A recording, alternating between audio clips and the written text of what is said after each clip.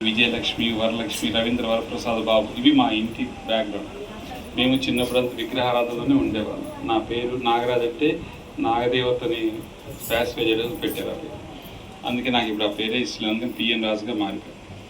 So నేనేం చెప్పాలనుకున్నానంటే, మనిషిని దేవుడు కనుక మారిస్తే అప్పుడు దానికి మనం ఏదైతే ఇష్టపడ్డామో దాని నుంచి మనం దూరం రాగలము. మనం అంతకాలం ఏదో ఒక ప్రయాణం చేస్తూ వెళ్తూ ఉంటాం. అది మనకు కరెక్ట్ అనిపిస్తుండదు.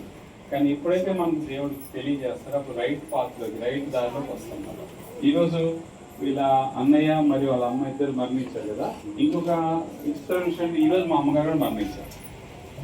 సో ఈరోజు యాక్చువల్గా నేను రాయని పరిస్థితి కానీ తను మాట ఇచ్చాను కాబట్టి వచ్చాను. నేను రాత్రి చెన్నై నుంచి ఉదయం వచ్చాను. ఉదయం 8:30 వచ్చి అప్పుడు కూడా 10 వెళ్తూనే ఉన్నాను. కానీ మాట కోసం ఇలా వచ్చామన్నమాట. సో ఫస్ట్ పాయింట్ ఏంటంటే, వీళ్ళిద్దరి ఆత్మలు పరలోకంలో ఉన్నాయని మనం అనుకోవాలి. ఓకే, మన అందరి లక్ష్యం ఏంటంటే, మీ అందరూ చూడండి, ప్రజలందరికీ అడుగుతున్నాను, మరణించాక ఎక్కడికి వెళ్తాం మనందరం? మీరు స్వర్గము అంటారు, మేము పరలోకము అంటారు. ఓకే, ఈ లోకం కాదని పరలోకము, వేరే లోకం. నమ్ముతారా అందరూ పరలోకం ఉందని? కొన్ని స్వర్గం ఉందని నమ్ముతారా? చేయకపోతే ఒప్పుకోరు. అంటే అందరూ విన్నారు, అందరు కనబడుతున్నా నేను చూడండి. నేను కరెక్ట్గా వాచ్ చూసుకోండి, 10 అయింది. 10:30కి అరగంటలో ముగించాను. కరెక్ట్గా అరగంట. పిల్లల్ని కంట్రోల్ చేయాలి. సో మనందరూ కూడా పరలోక రాజ్యానికి వెళ్ళాలని కోరిక. అంటే ఎలా ఉంటుందంటే, అక్కడ కన్నీళ్ళు ఉండదు. నీ కన్నులోంచి బాష్ప బిందు కూడా రాలేదు దేవుడు. ఆయనే మీ ఇంట్లో తోడుగా ఉంటాడు. నీ బాధలు, దుఃఖము, వేదన, మరణ భయం ఏమి ఉండవు.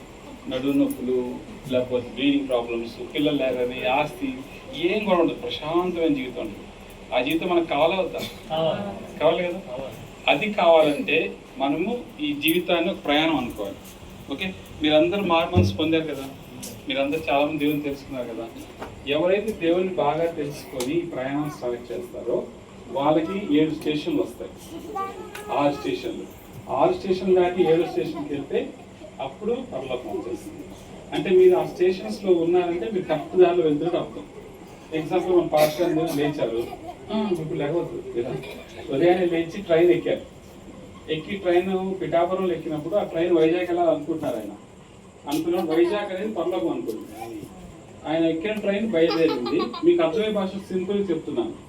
అలా ట్రైన్ వస్తున్నప్పుడు ఫస్ట్ స్టేషన్ వచ్చేసింది. పిఠాపురం నుంచి బయలుదేరారు. ఆయన ఫస్ట్ స్టేషన్ వచ్చేళ్ళకి అన్నవరం, పెద్ద స్టేషన్ అన్నవరం. అంటే అప్పుడు ఆయన కరెక్ట్గా ఉంటారు. నేను రైట్ దారిలో